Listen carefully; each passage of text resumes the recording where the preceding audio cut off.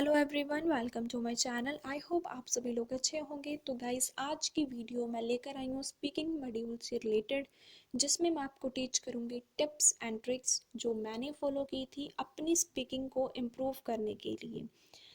I hope ये video आपके लिए काफ़ी ज़्यादा फ्रूटफुल होगी। अगर आपको ये कंटेंट अच्छा लगे तो मेरे चैनल को शेयर, सब्सक्राइब एंड मेरी वीडियो को लाइक डेफिनेटली कीजिएगा। अब हम ज़्यादा टाइम को वेस्ट ना करते हुए आज की वीडियो की हम शुरुआत करते हैं। टू बी ऑनेस्ट गाइस, मैंने स्पीकिंग की कहीं से भी कोचिंग नहीं ली है। मैंने खुद ही अपनी स्पीकिंग को इम्प्रूव किया था, जिससे कि मेरे बैंड स्कोर 7.5 स्पीकिंग में आए हैं। तो वो किस वे से पॉसिबल हो पाया वो मैं आज आपके साथ डिस्कस करूँगी, और ये भी बताऊँगी कि आप जो टास्क 1 में आंसर देते हो उसमें क्या मिस्टेक करते हो, किस वे से आपको उसको प्रेजेंट करना आना चाहिए। तो सबसे पहले जो प्रॉब्लम्स आती हैं सभी बच्चों को वो है आइडियाज़। बहुत से बच्चे बोलते हैं हमें आइडियाज़ नहीं आते। आइडियाज़ कब आएंगे? जब आप उस क्वेश्चन को अपनी पर्सनल लाइफ से रिलेट करोगे, तब आपको आइडियाज़ आएंगे। चलो, कुछ टॉपिक्स होते हैं वो अनफैमिलियर होते हैं, तो आप अपनी पावर ऑफ इमेजिनेशन को इनक्रीज कर दो। जब आपको ये चीज़ इनक्रीज करने आ गई ना, तो आप डैम श्योर कि आप 8 बैंड भी ले सकते हो अपनी स्पीकिंग में। आइडियाज़ तो कभी बुरे नहीं होते हैं, हमें जस्ट उनको प्रेजेंट करना आना चाहिए। हमें जस्ट प्रेजेंटेशन स्किल्स की ही ज़रूरत होती है अपने बैंड स्कोर को इम्प्रूव करने के लिए। जो बच्चा उस आइडियाज़ को अच्छे से इलेबोरेट कर देता है, एग्जामिनर को सेटिस्फाई कर लेता है, उसके बैंड स्कोर उसी के ही अकॉर्डिंग आते हैं। आई होप आइडियाज़ का कंसेप्ट आपको क्लियर होगा। अगर आपको फिर भी कोई टॉपिक में प्रॉब्लम है तो आप मुझे कमेंट सेक्शन में बता सकते हो। मैं डेफिनेटली उस टॉपिक के रिलेटेड आपको वीडियो प्रिपेयर करके दूंगी, जिससे कि आप अपने बैंड स्कोर को इम्प्रूव कर सकोगे और फर्स्ट अटेम्प्ट में ही आपका जो स्कोर है वो आ जाएगा। आप अपने ड्रीम को फुलफ़िल कर सकते हो। सेकंड आ गई बात कॉम्प्लेक्स सेंटेंसेस की। बहुत बच्चों को प्रॉब्लम आती है, मुझे भी आती थी कि कॉम्प्लेक्स सेंटेंसेस हम किस वे से यूज़ कर सकते हैं। वो सारी प्रॉब्लम्स को मैंने किस वे से सॉल्व किया वो मैं आपके साथ डिस्कस करूँगी नेक्स्ट वीडियो में। अगर आप चाहते हो कॉम्प्लेक्स सेंटेंसेस से रिलेटेड वीडियो तो आप मुझे बता सकते हो। उसमें मैं आपको फुल एग्जांपल्स के साथ टीच करूँगी कि हम किस वे से वेरिएशंस लेकर आ सकते हैं सेंटेंसेस में। गाइस, ये एक इंटरनेशनल लेवल का होता है हमारा जो एग्ज़ाम। सो यहाँ पे हमें कॉम्प्लेक्स सेंटेंसेस तो यूज़ करने आने ही चाहिए, उसी के ही अकॉर्डिंग हमें बैंड स्कोर मिलते हैं। थर्ड आ गई हमारी वोकैबलरी। वोकैबलरी से रिलेटेड मैंने काफ़ी ज़्यादा वीडियोस को अपलोड किया हुआ है, आप वो देख सकते हो। अगर आपको और ज़रूरत है then I will definitely make video for you. But guys, कभी भी हाई टेक वोकैबलरी आपने नहीं यूज़ करनी। इस तरीके के वर्ड नहीं यूज़ करने की एग्जामिनर ही कंफ्यूज हो जाए कि इसका मीनिंग आएगा क्या। इस वे से आपने कभी भी नहीं करना। मैंने काफ़ी ज़्यादा वीडियोस अपलोड की हैं जो मैंने यूज़ की थी अपनी स्पीकिंग में और राइटिंग में, वही मैंने शेयर की हैं, आप देख सकते हो उससे।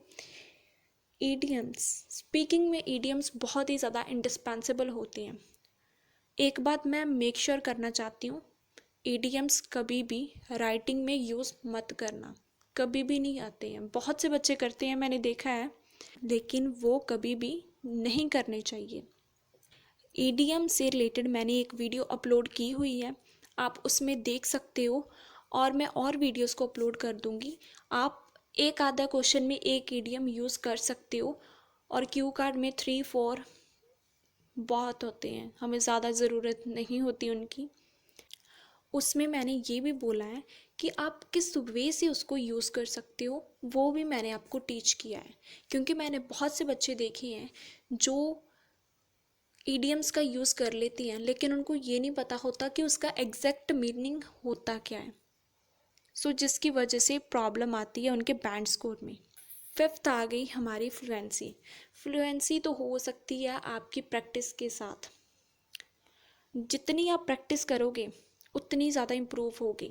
मैंने किसी के साथ भी कम्युनिकेट नहीं किया जब मैं कर रही थी प्रेपरेशन, तो मैंने किस वे से अपनी फ्लुएंसी को इम्प्रूव किया, मैं जस्ट रिकॉर्ड करती थी अपनी वॉइस को और फिर सुनती थी कि जो मैं बोल रही हूँ वो ज़्यादा स्पीड में तो नहीं बोल रही हूँ, अगर मैं बोल रही हूँ तो वो ज़्यादा कम तो नहीं है। अपनी फ्लुएंसी को नॉर्मल रखना चाहिए ताकि एग्जामिनर को भी अच्छे से अंडरस्टैंड हो जाए कि हम एक्चुअली कहना क्या चाहते हैं उसको।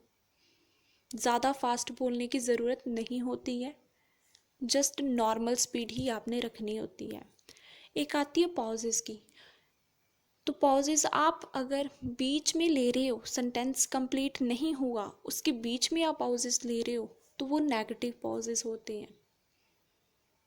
पॉजिटिव वो होते हैं जो एक लाइन कंप्लीट होने के बाद जो हम एक पॉज लेते हैं छोटा सा 1-2 सेकंड का, वो पॉजिटिव होता है।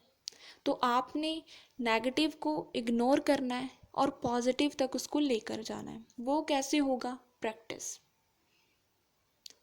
मिरर के सामने खड़े होकर आप प्रैक्टिस कर सकते हो, खुद से ही आप क्वेश्चन पुट करो, खुद से ही आंसर लो, डेफिनेटली बहुत ज़्यादा इम्प्रूवमेंट होती है इससे। मैंने खुद इस वे से अपने आप को प्रिपेयर किया था। 6th है नर्वसनेस। नर्वसनेस क्यों होती है? क्योंकि हम एक अननोन पर्सन से डील कर रही हैं। ये बात की तो सभी को टेंशन होती है, पता नहीं वो किस वे से हमें टीच करेगा, किस वे से हमारे साथ वो डील करेगा। लेकिन गाइज अगर आप गलत भी बोल दोगे ना तो आपको वो डांटेगा नहीं। सो आपने फ्रीली बोलना है, अपने आप को इतना पक्का कर लेना है आपने कि हाँ कोई भी मेरे सामने आ जाए मैं इंग्लिश में बात कर सकता हूँ। वो एक एग्जामिनर ही है, वो आपको कुछ नहीं कहेगा। आपने अपने आप को इम्प्रूव करना है। अब किस वे से आप इम्प्रूव करोगे?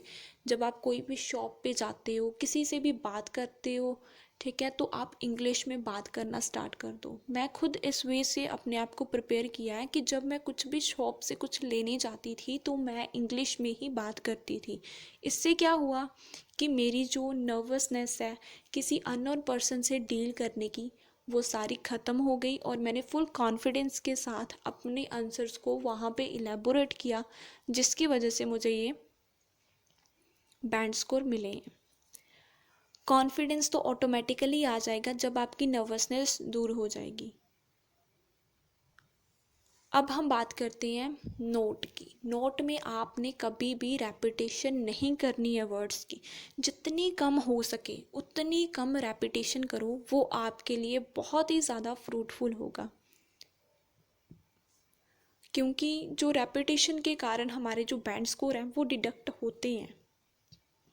सो आप लोग क्या करो, अल्टरनेटिव वर्ड्स का यूज़ करना स्टार्ट कर दो, बहुत ज़्यादा अमेजिंग रिजल्ट आपको मिलेंगे। अब इसके बाद है कनेक्टर्स। बहुत से बच्चे क्या करते हैं, हर एक क्वेश्चन से पहले डेफिनेटली, एब्सोल्युटली, डेफिनेटली, सर्टेनली इसी को यूज़ करते रहते हैं, जो बिल्कुल ही रॉन्ग है।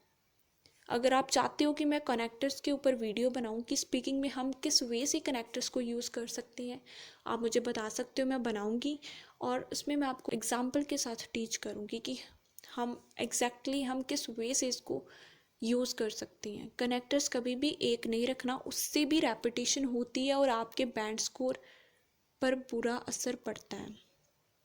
जो मोस्ट इम्पॉर्टेंट थिंग है वो है गेस्चर। गेस्चर है ना जो आपकी, वो बहुत ही ज़्यादा मैटर करती हैं स्पीकिंग में। गेस्चर की ही वजह से एग्जामिनर आपको ईजीएस्ट वे से अंडरस्टैंड कर सकता है।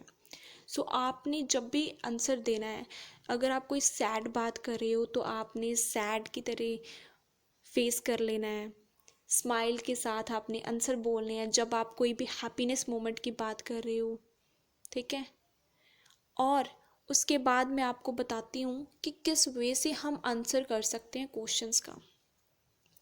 जैसे यहाँ पे है what is your favourite colour. ये आपसे क्वेश्चन पूछा गया है कि what is your favourite colour.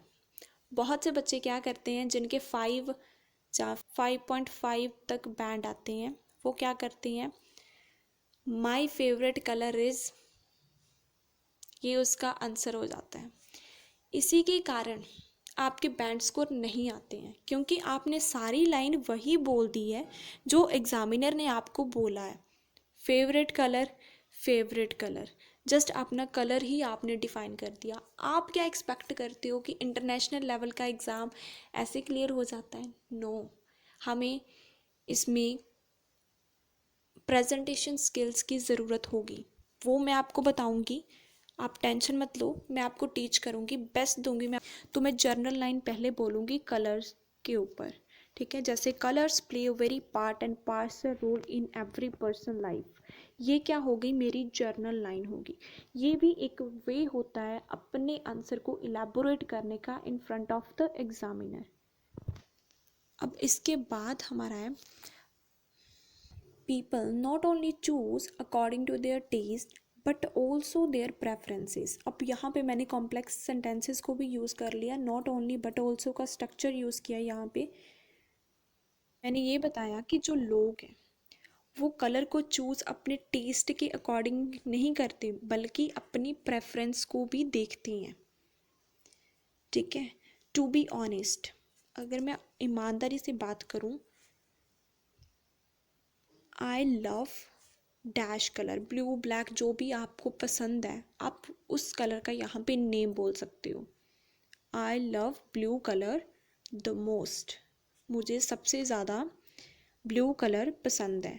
तो इसमें सबसे पहले मैंने क्या किया, एक जर्नल लाइन दे दी कलर्स के ऊपर, ठीक है? क्योंकि यहाँ पे हमें कलर के रिलेटेड है। अगर आपको एनिमल से रिलेटेड है तो एनिमल्स की दे सकते हो, ठीक है? साइंस से रिलेटेड है, साइंस की दे सकते हो।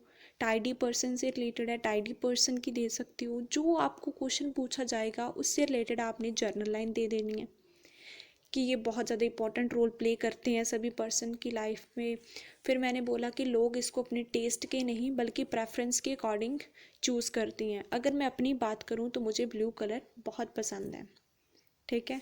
सेकंड वे है आंसर देने का, डायरेक्ट आंसर दे देना हमने प्लस रीज़न देना। किस वे से? Honestly speaking.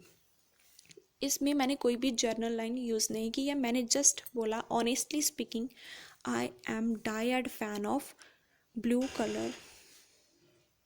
मैंने बोला मुझे बहुत ज़्यादा पसंद है ब्लू कलर, ओइंग टू मतलब ड्यू टू मल्टीफेरियस रीज़न, बहुत सारे रीजंस के कारण मुझे ब्लू कलर पसंद है। इसमें मैंने रीज़न की बात की है ना, तो इसीलिए मैं यहाँ पे रीजंस को ही डिफ़ाइन करूँगी। फर्स्ट बोला मैंने कि ये मेरी पर्सनालिटी के ऊपर सूट करता है। सेकंड क्या है कि मैं फील करती हूँ कॉन्फिडेंट फील करती हूँ उसको मैं वेयर करके। इसमें मैंने रीजंस दिए हैं और डायरेक्ट आंसर दिया है। पहले उसको बता दिया कि मेरा जो फेवरेट कलर ये है, फिर मैंने बताया क्यों ये मेरा फेवरेट कलर है, वाई। मैंने WHO फैमिली का यूज़ किया, वाई, क्यों है? एक तो मेरी ये पर्सनालिटी के ऊपर सूट करता है, दूसरा मैं कॉन्फिडेंस फील करती हूँ। अब थर्ड वे की अगर हम बात करें तो थर्ड में है डायरेक्ट आंसर दे देना प्लस एग्जाम्पल। इसमें हम एग्जाम्पल देंगे। देखो, I like blue colour because it suits on my look, and secondly last Saturday I wore this colour outfit and I receive tremendous amount of compliments not only from my companions but also from my kith and Keynes.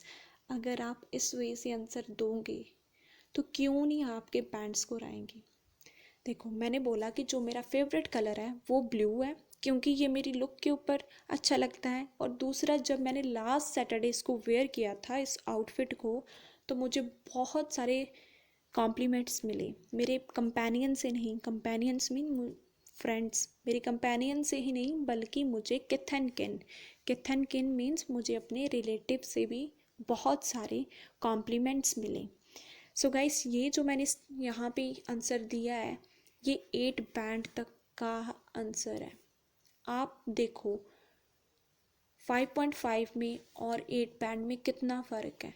एक line के साथ आप कभी भी examiner को satisfy नहीं कर सकते हो। Satisfaction of the examiner is very much indispensable in speaking if you literally want to get good band score. I hope आपको क्लियर हो रहा होगा कि हम किस वे से इसको आंसर्स को लिख सकते हैं।